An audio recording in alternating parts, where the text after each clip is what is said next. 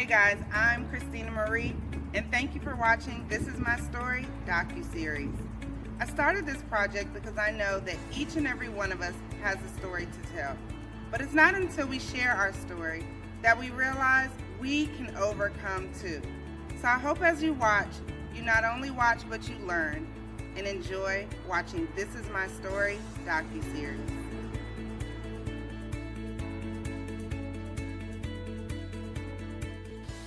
My name is Michelle, and I have a story to tell.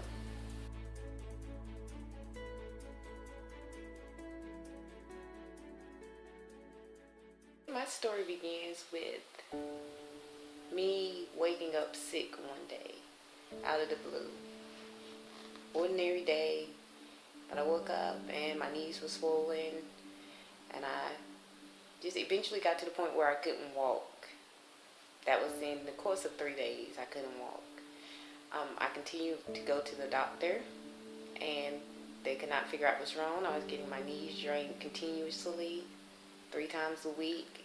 It got to the point where I could not walk on my own, could not stand on my own. I was referred to a rheumatologist where I was getting some testing, and I was tested positive for a gene called HLBA27, and now I am positive for ankylosing spondylitis, and later down the road I was diagnosed with ulcerative colitis. It is now being described as undetermined colitis because it presented as ulcerative colitis, but it now is acting as though it's Crohn's. With that, having Crohn's is very different. As soon as I got my ankylosing spondylitis under control, I began a biologic, which I would have to give myself a shot every 2 weeks. My body began to build resistance to the medicine, which caused my ulcerative colitis to flourish. When that happened, I was switched to another biologic called Remicade, which I would go and have an infusion done for about 3 hours every 6 weeks, and I was doing good on that. But once again, the ulcerative colitis started to peek its head back through, and it was deemed that I now had antibodies to the Remicade.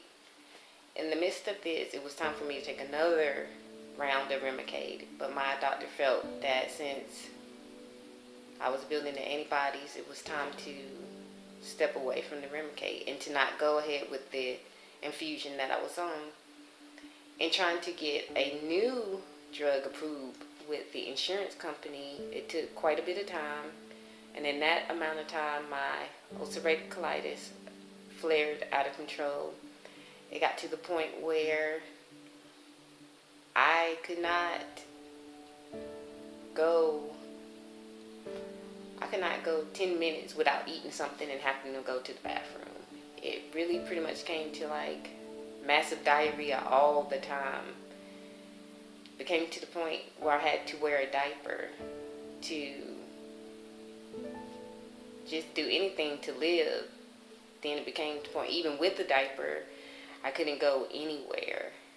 Not to the store or anything, for the simple fact that from going to the house to the corner store, I would go to the bathroom on myself multiple times. And as a grown person, that's kind of makes you feel some type of way. And I began to lose weight constantly. Got to the point where I was losing a pound a day. I went to one doctor's visit, and the nurse said, "We have to go back to the scale because my scale is broken." And I was like, "No, your scale is correct. I've gone to the doctor the previous day, and I weighed a pound more." So I was like, "Your scale is correct." She thought her scale was broken because I had lost 30 pounds in the past 2 weeks that she had seen me. It was in and out of the hospital. We started going to the hospital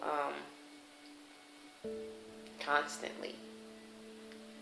I would have to get blood infusions, and I would end up staying in the hospital 3 to 4 days, sometimes a week.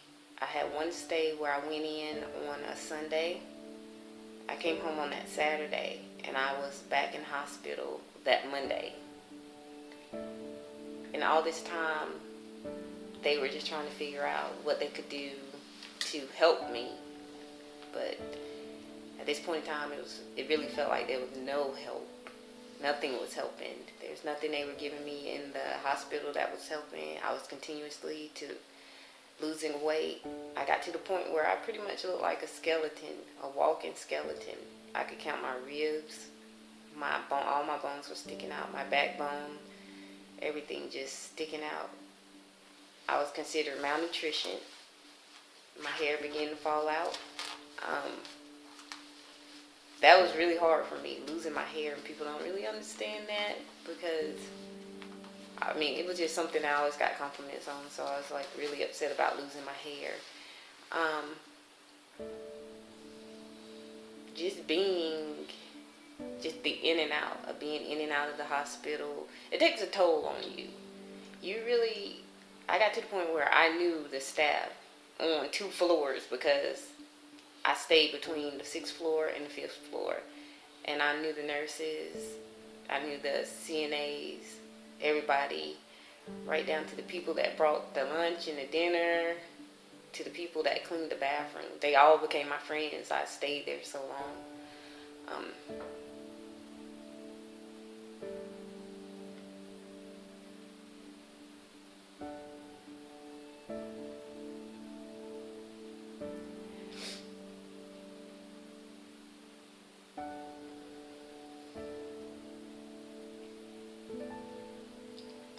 I don't want to cry, but I made it through it.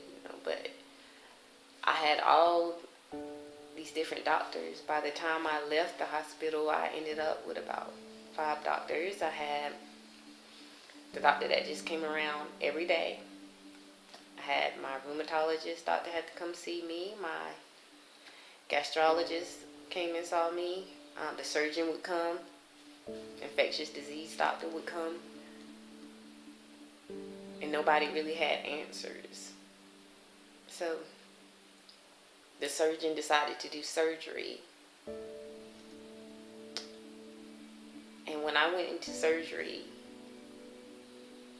after my surgery, they told me that I was so sick. They didn't realize that I was as sick as I was. A part of my colon had died.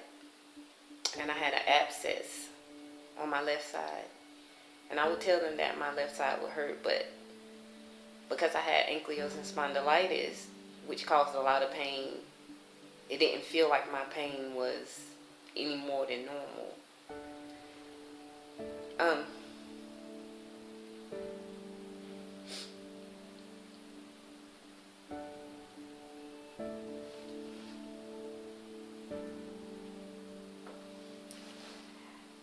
After my colon was removed, I really did feel better. I began to feel better. And being sick, I had to carry around a book bag from being malnutrition that had just basically nutrients in it that I needed. And I would have to carry that around on my back if I went out anywhere, just trying to get me to gain more weight because I had lost my appetite and I wasn't eating. I wasn't on any medicine for anything to stop my ankylosing spondylitis from progressing or the ulcerative colitis from progressing. When I was in the hospital, they were just really trying to get it under control, but there was really not a plan of action to get it under control. All my doctors had to be in agreement on what the procedure would be. I had one doctor that was kind of holding out and didn't want to remove my colon, which is what it came down to. And when they did remove it, as I said, it was a very, very sick colon. They realized that I was sicker than they previously thought.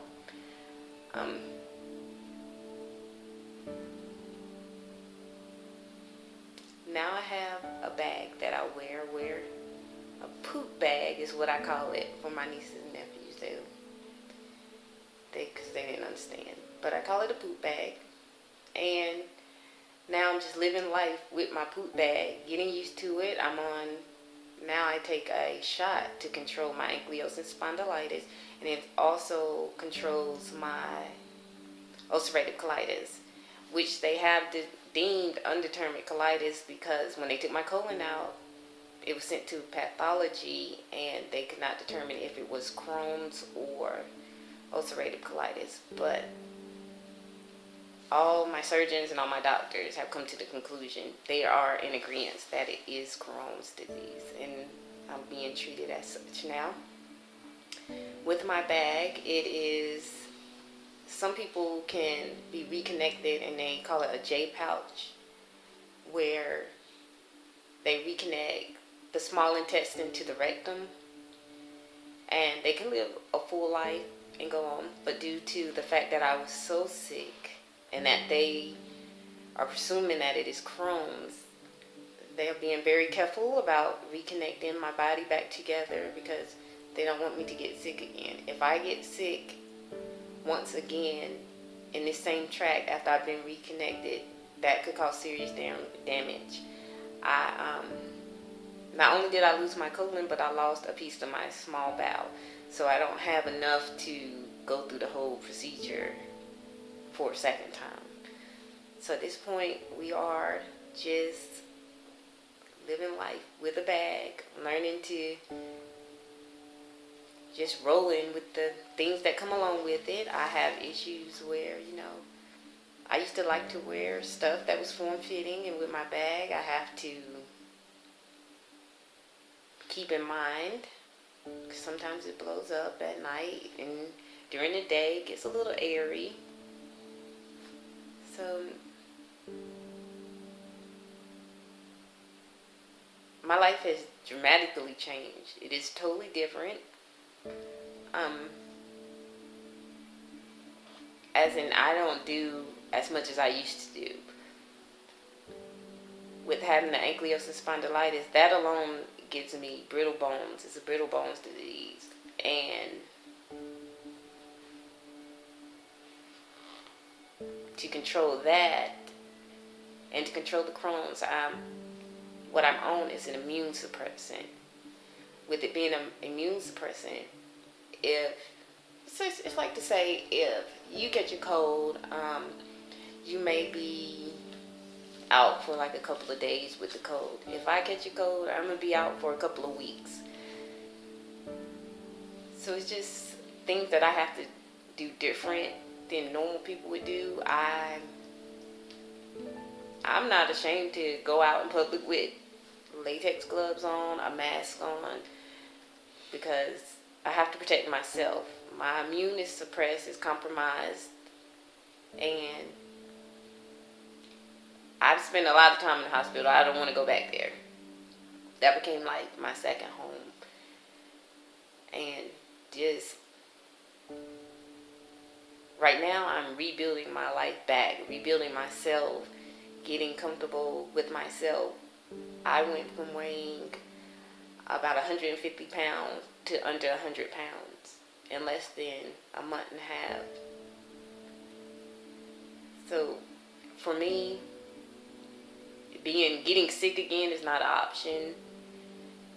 Getting sick from other people that are sick and having like the minor cold, I try to stay away from that. I have to stay away from it. There are just things that I have to do different. As far as like with my brittle bone disease, I did have a cold one time, and in coughing, I fractured 2 ribs. So life is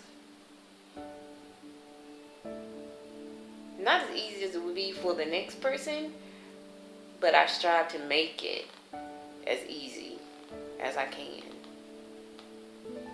I continue to just try and get better, take care of myself, and just do what I have to do to be healthy. I almost lost my life this summer because I wasn't on any medication to suppress my immune system, to suppress my ulcerative colitis. So that flare ultimately almost killed me. And I feel like my doctor had taken me off the medicine, and I should have pushed more for a quicker response to be put on something else. The lack of timing, the timing, I would say, in between switching medications, going from one medication to another, kind of stifled my health. And I think that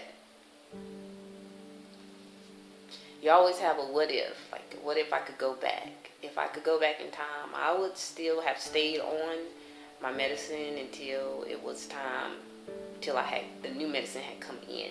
We always have to go 6 weeks in between medicine to let the previous medicine come all the way out of your system.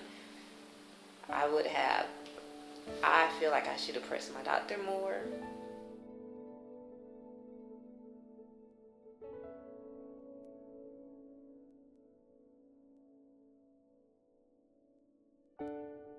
I think that we all know our own bodies. If you feel something is not right, you need to go ahead and make that step and get out there and tell the doctors, this is what is going on.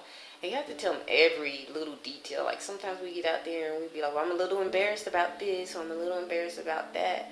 But they see this every day, and we know our bodies. And if we don't push for ourselves, we can get into the predicament where our situation is way worse than what it could be. Or I feel like I have to push for myself, and I feel like everybody should push for themselves. And I always live by the motto that even though I'm sick and I have a lot going on, I always keep a smile on my face, and I'm always laughing and joking, because I feel like there's always somebody in a worse situation than you are, especially when it comes to sick. Like, I feel like I'm sick. I know I'm sick. But when you look at me, you can't see I'm sick. I have an invisible disease. And people don't see that. People don't look at you and say, hey,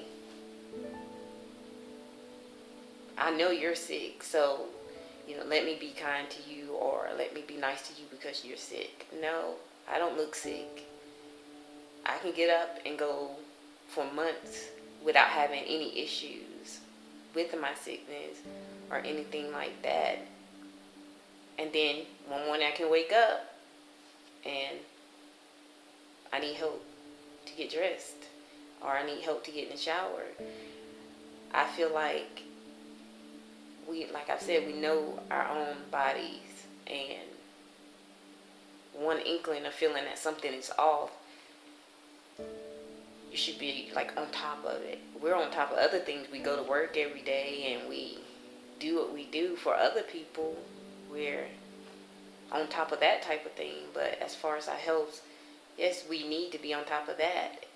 Without being on top of that, we create things such as medical bills that we don't really need. If we had started, when it first started, we gotten on top of it.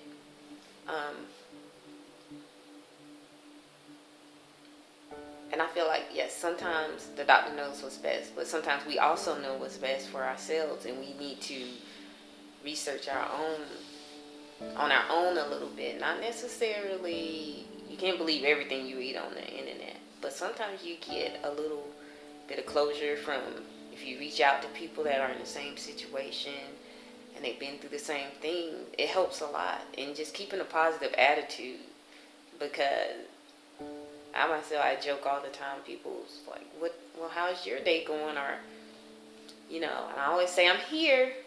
I almost wasn't here, but I'm here, and I'm glad to be here. Or people say, what did you do last summer? Oh, I almost died, but I'm here. So, I mean, you have to do what keeps you upbeat about your situation. Don't let it get you down. some things happen in life. Things happen to everybody in life. This is just something that happens. You have a medical issue, you have to push through.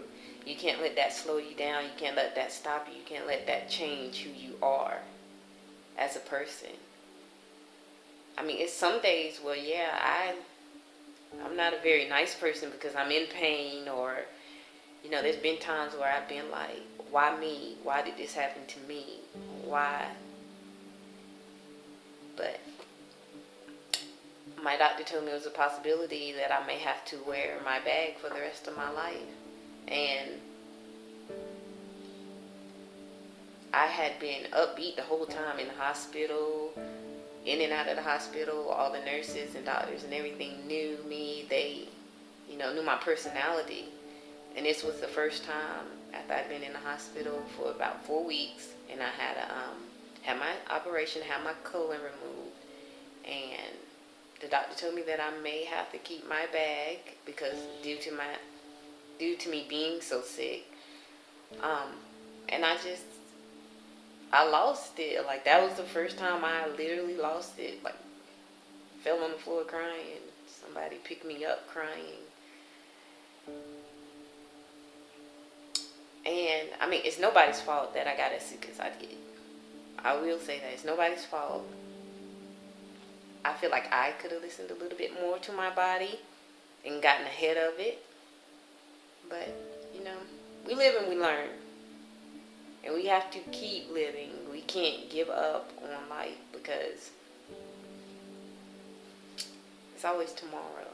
Tomorrow can always be a better day. It might be the same, it might be worse, but you're going to always have a better day. And just, those medical bills can get you down sometimes. I'm not going to front about that. They get very expensive. But we have to check on ourselves and know what is going on with ourselves. Just being healthy. Maybe sometimes we need to change our lifestyle, the way we eat, and things like that to just better ourselves.